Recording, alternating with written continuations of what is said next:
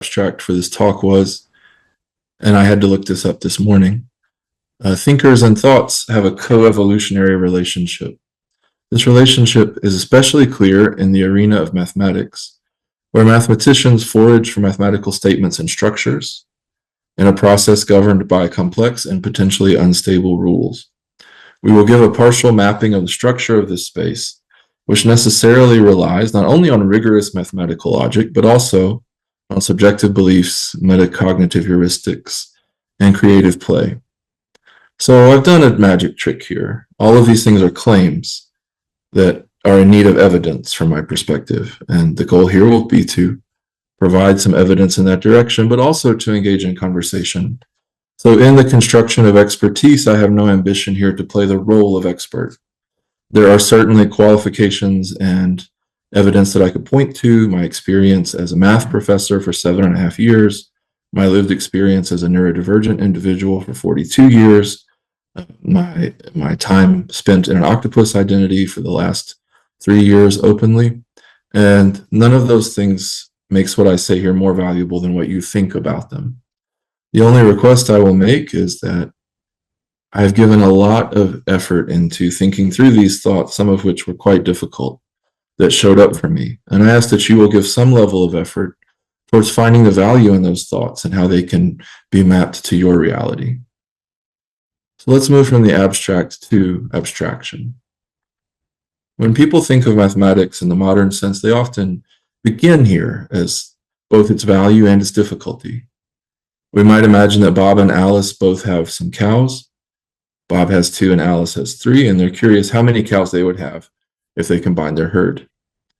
Alice can bring her cows to Bob, and they can count them then if they have the physical process of counting at their disposal, the cognitive tool of one-to-one mapping between objects and objects.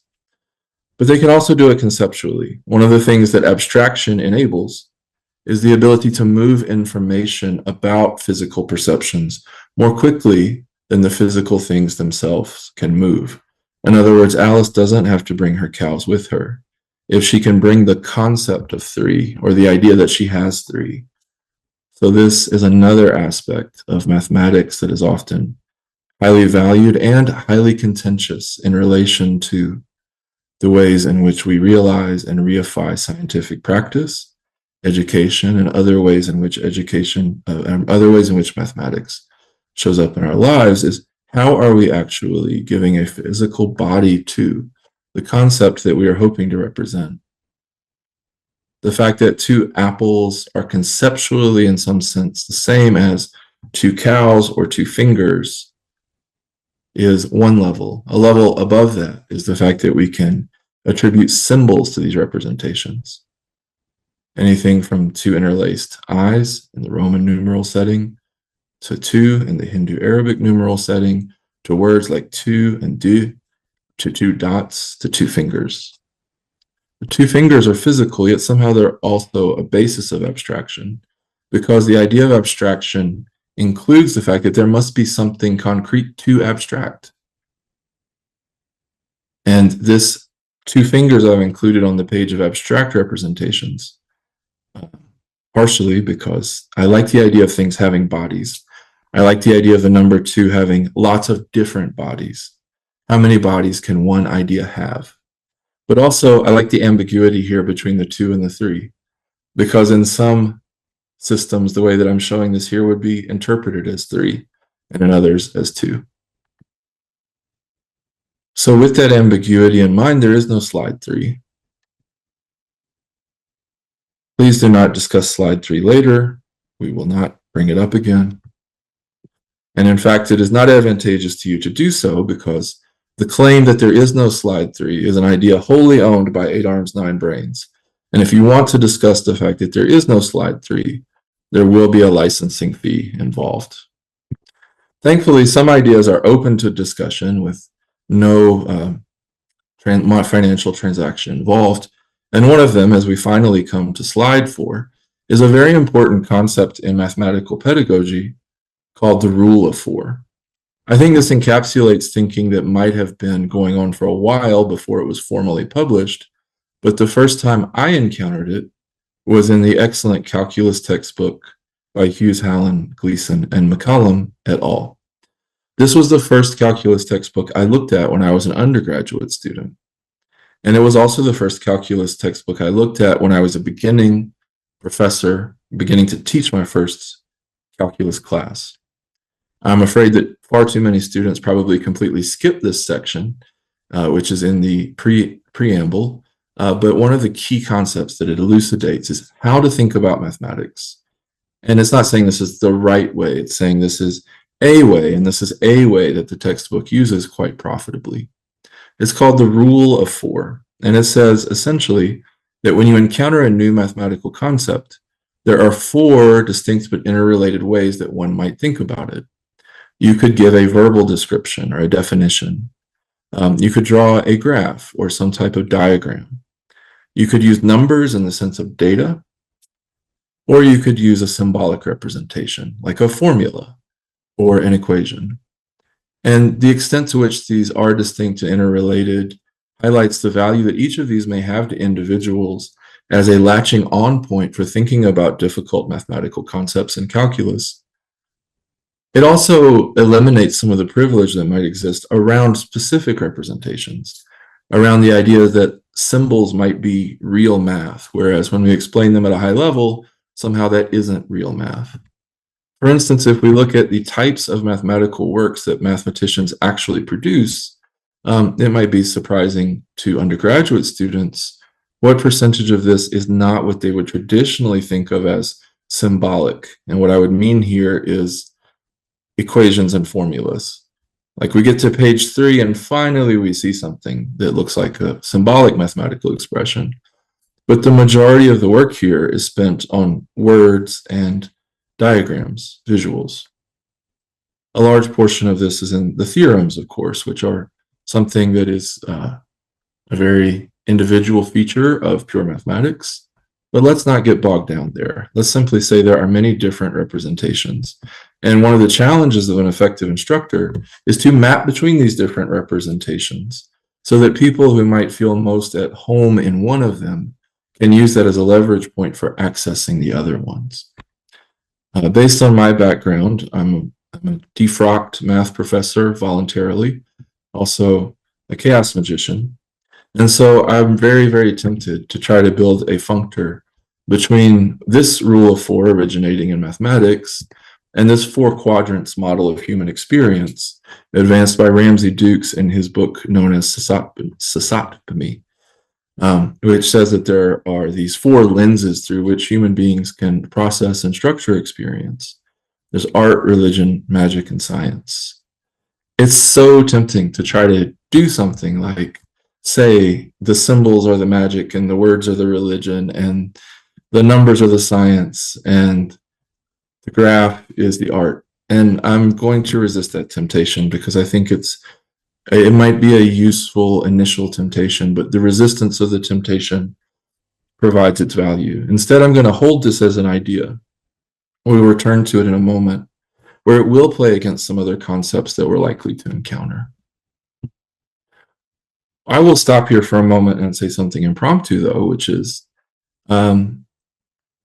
there's a practice in this world of chaos magic called belief shifting, where the magician consciously and intentionally adopts a specific belief as if it were something they believe to be true. And there's a very related practice in mathematics, which is the construction of the axioms or the adoption of the axioms. So in mathematical proofs, once you adopt specific axioms or specific assumptions, the conclusions should follow, not without effort, but in a clear logical flow. Mathematicians are capable of adopting different axioms. And this produces what I'm going to call a cognitive bifurcation.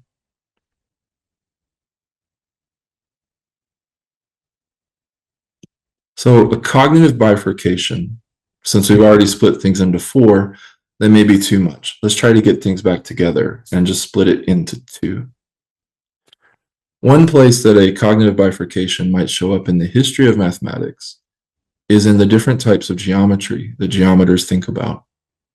So one of the features of modern geometry is the realization that the parallel postulate in Euclidean geometry is not possible to prove from the other axioms of Euclidean geometry. And so the parallel postulate says that given a line and a point not on that line, there is exactly one parallel line, or there's exactly one line that passes through that point parallel to the original line. And if you choose not to adopt this belief, as Riemann played with in the idea of one of his lectures,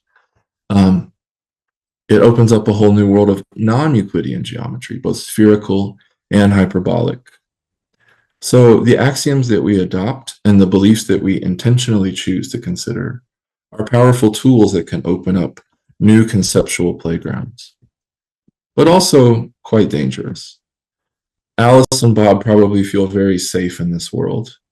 Even if we don't admit a slide 3, we admit a number 3 to describe how many cows one of them may have. And then the question is, are these all the numbers? And if they are not, in which directions would we be willing to consider? Perhaps we were asking what comes after 5, or after the number after 5. And like a child, we realize that we can continually add 1, and there is no a priori upper bound, and we come across the idea of infinity. Perhaps we start to look for what could be in between the numbers. And so we discover numbers like 1.5 or 1.1. Or perhaps we make a dangerous leap in the other direction, and we admit the possibility that there is a number which says that you have no cows. And why you might need such a number is an intriguing question.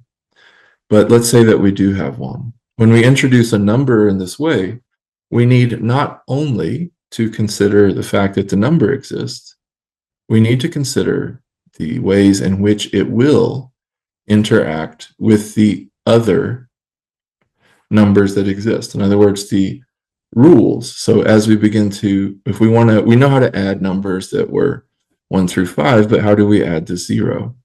And this is a cognitive bifurcation, because now we have a symbol that plays by its own rules, and we've opened up a whole new world of numbers to where when we added positive numbers together, they always increased, and we were always heading to the right.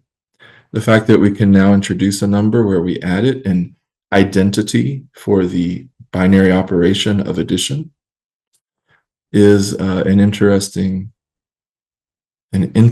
split that opens up more possibilities on the left-hand side. And I would say this is a cognitive bifurcation. It says in the definition that I'm adapting from Wikipedia, a bifurcation occurs when a small, smooth change made to the parameter values of a system causes a sudden qualitative or topological change in its behavior. It's hard to imagine a change smaller or smoother than putting the circle here and declaring that it doesn't do anything on addition. And yet there's an immense cultural controversy when these numbers are being introduced.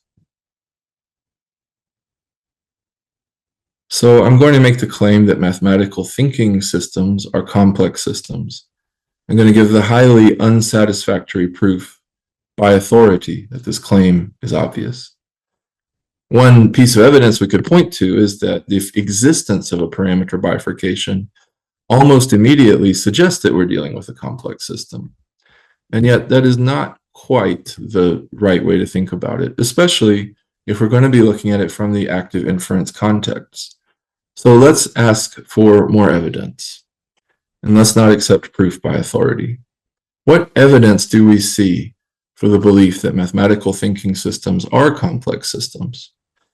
And one way that we might conceptualize this through a model is at the agent level, where we think about the types of agents who are involved in these systems.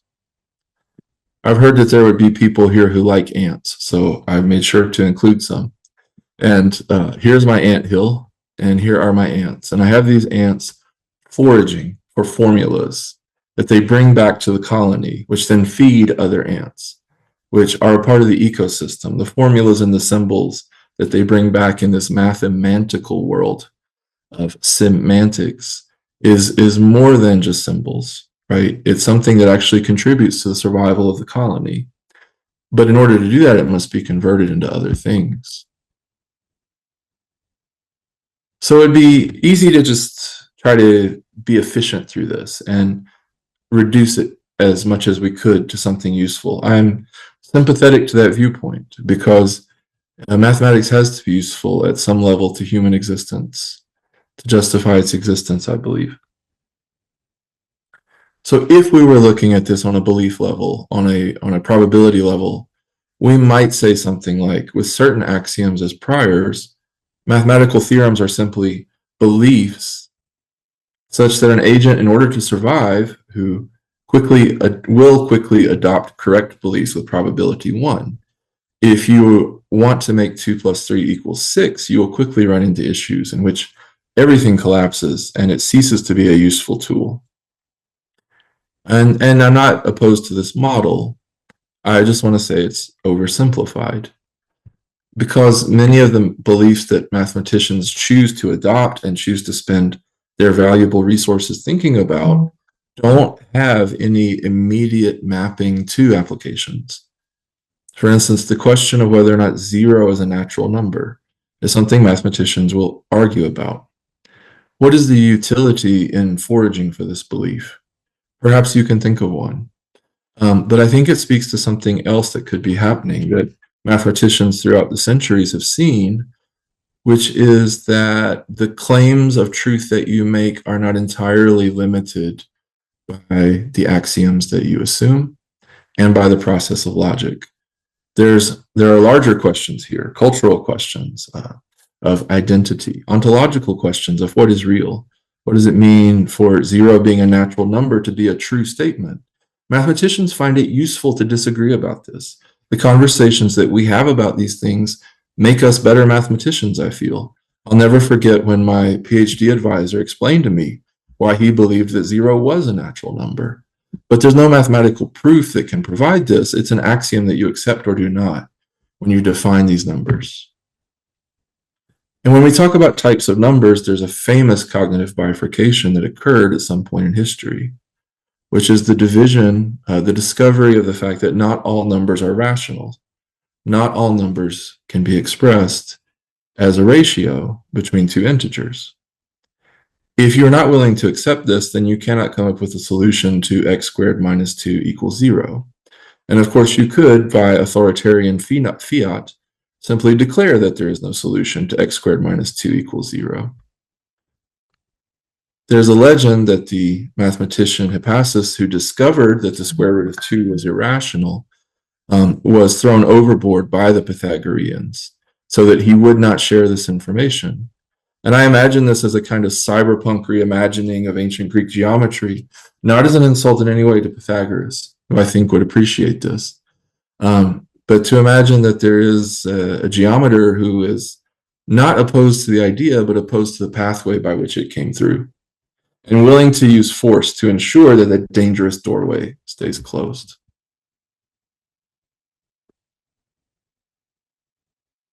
So another model of a math person, perhaps that we could view as a boundary between wherever math comes from and the quote-unquote real world.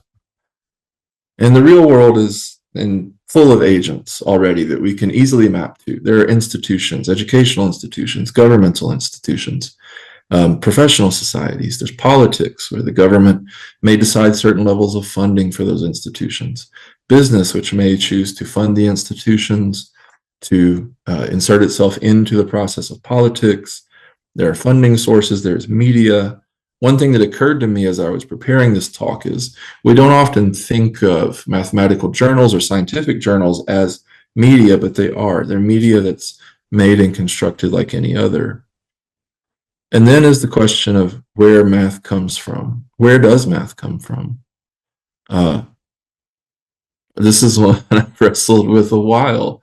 One reason is it opens up some doors that from the materialist utilitarian perspective of like a school of engineering feel really strange. Where did Alice and Bob first get that idea of numbers? And does doing math involve some type of contact with these strange things that could happen? We don't see very much of this in our schooling, which is often about producing symbols, producing people who can follow precise rules with respect to symbolic manipulation. And at that point, it can become a type of overcorrection.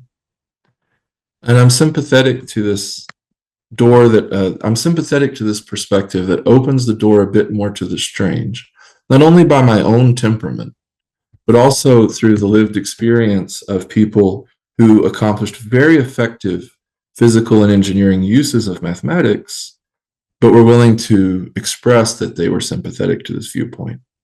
So Heinrich Hertz, for whom the unit of cyclic repetition in a computer processing unit is named for, says one cannot escape the feeling that these mathematical formulas have an independent existence and an intelligence of their own, that they are wiser than we are, wiser even than their discoverers.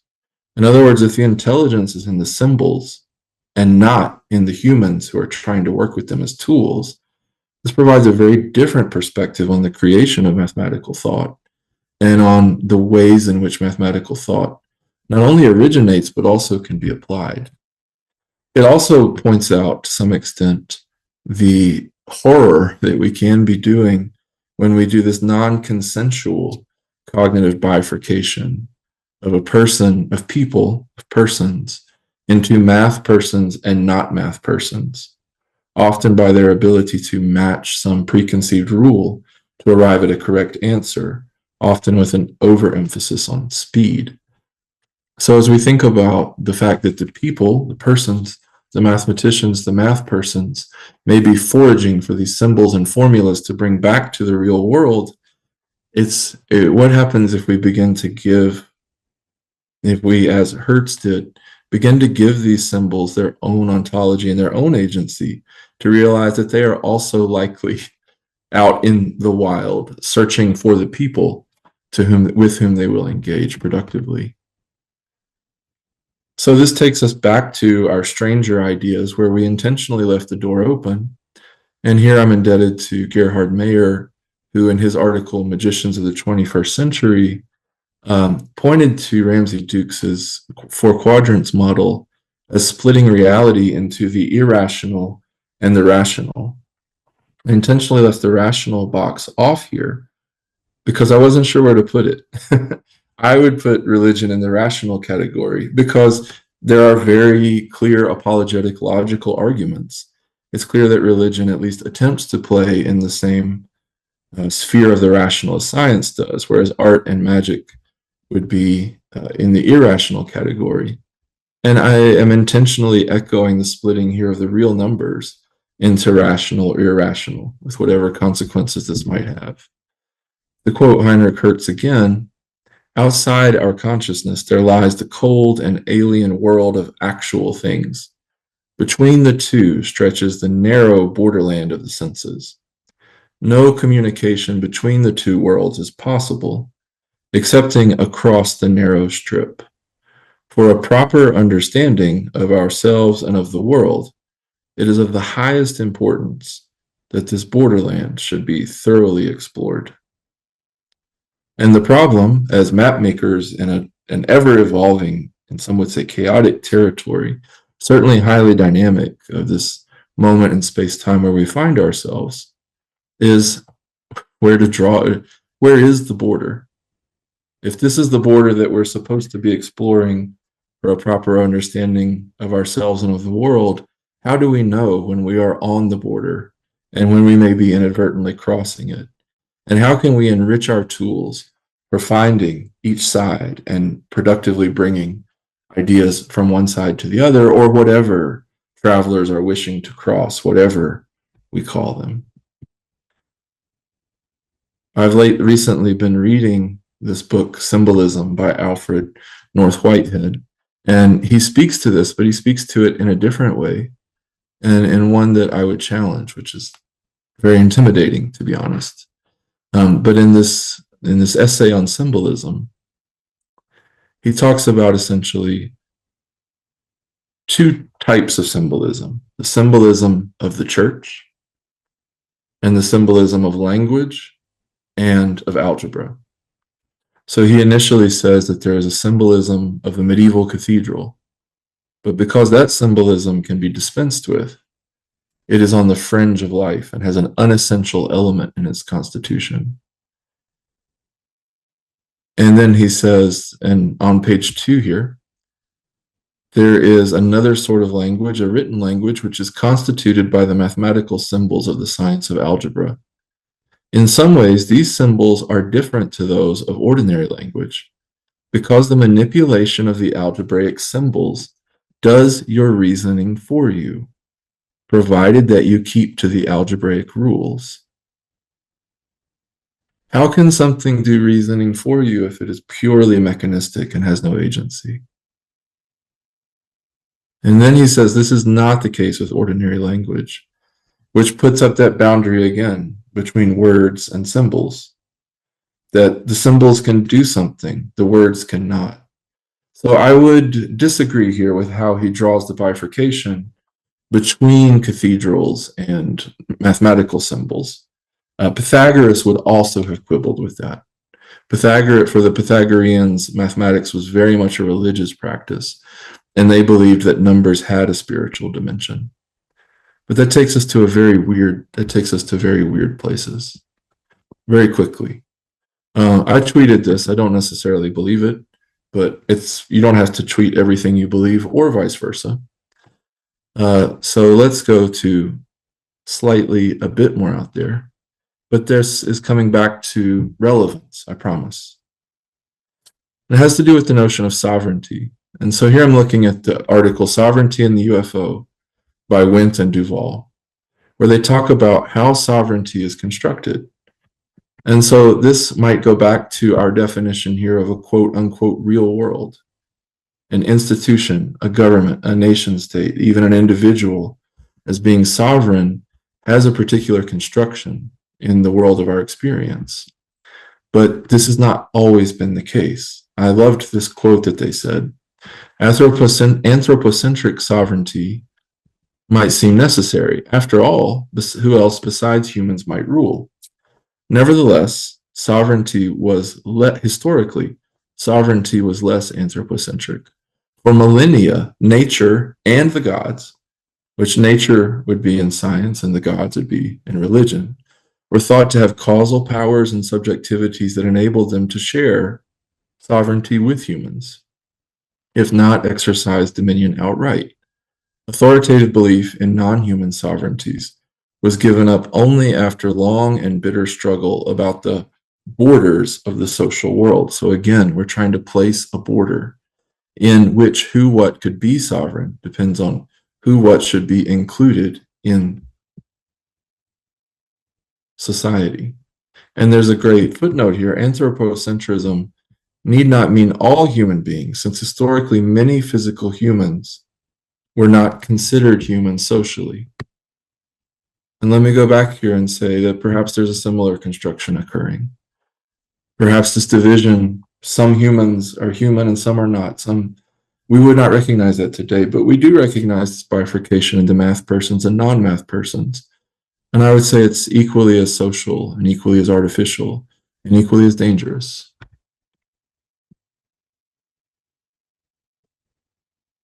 So where are we now? So I've opened some doors here. Perhaps some of them should have stayed shut. But regardless, they're open for the moment and we can shut them when we wish, hopefully.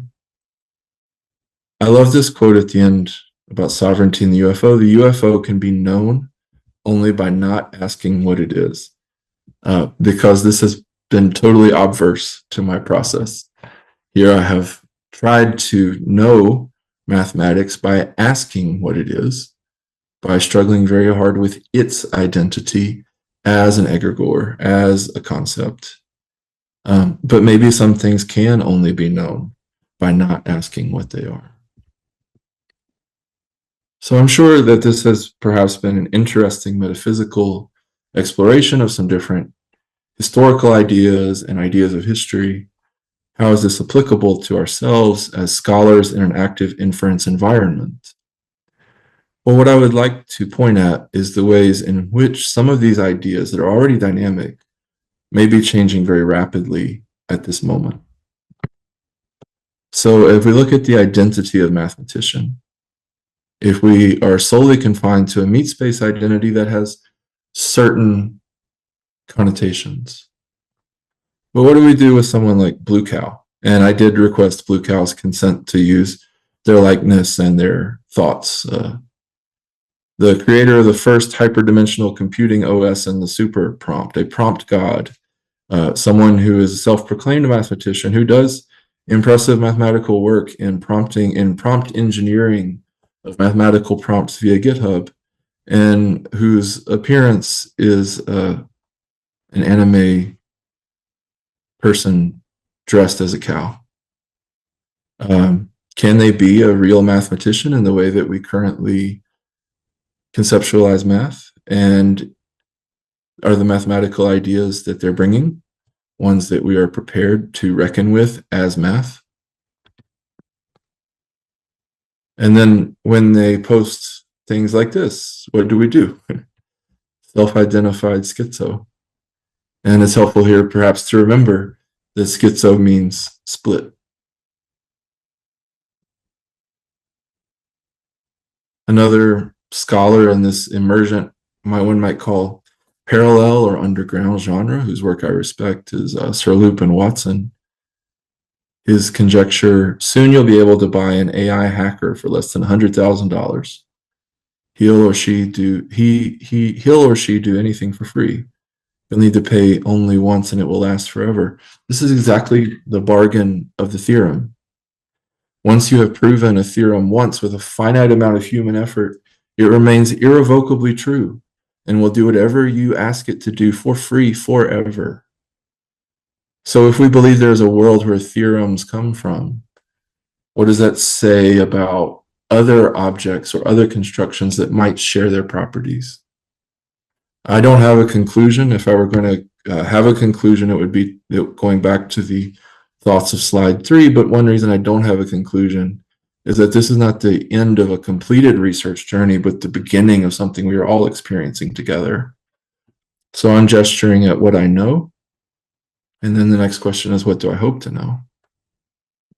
Well, one challenge that I think this immediately offers, but also an opportunity, is what does it look like to be an institution in a world where these agents, these human agents, are seriously considering the same ideas as you are, and perhaps offering insights that are not being produced at the level of your institution.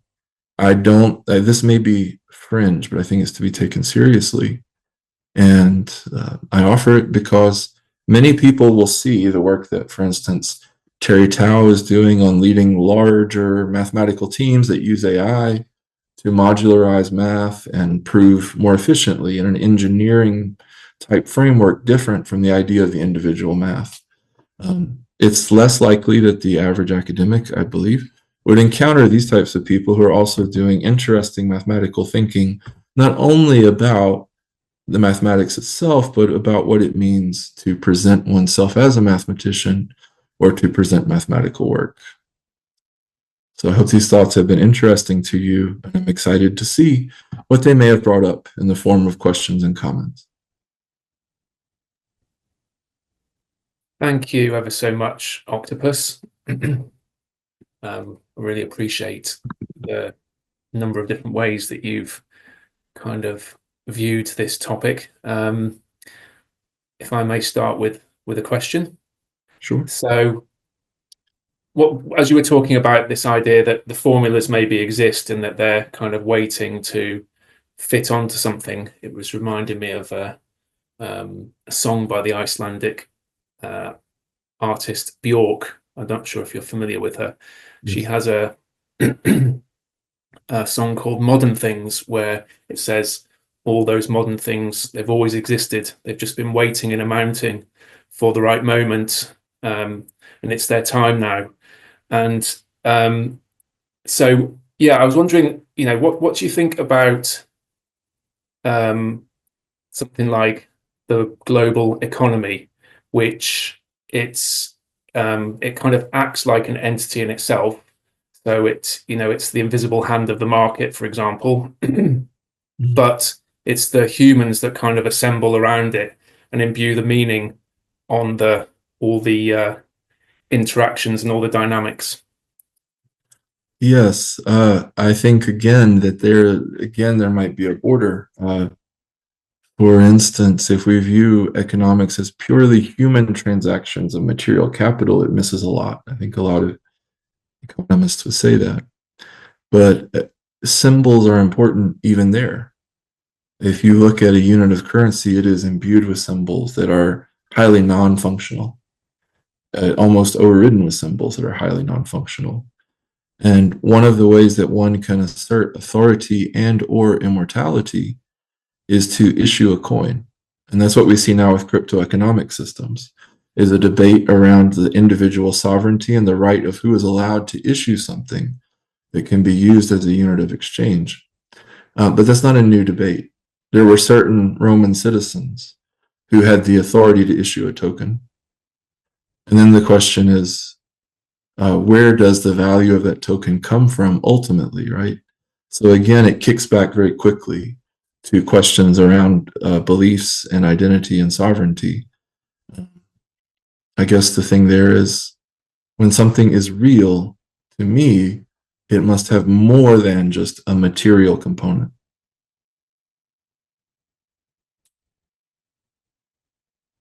Thank you. Daniel, are there any questions from the chat? There's a lot of great commentary, Octopus. It was a great presentation. Do you have any final comments? Oh, well, I really appreciate the invitation to be heard and the ability to show up as Octopus. That's so meaningful to me, and grateful to the organizers and the audience, and looking forward to seeing what conversations can emerge from this beginning. Awesome. Thank you. Till next time. See you, Octo. Thank you.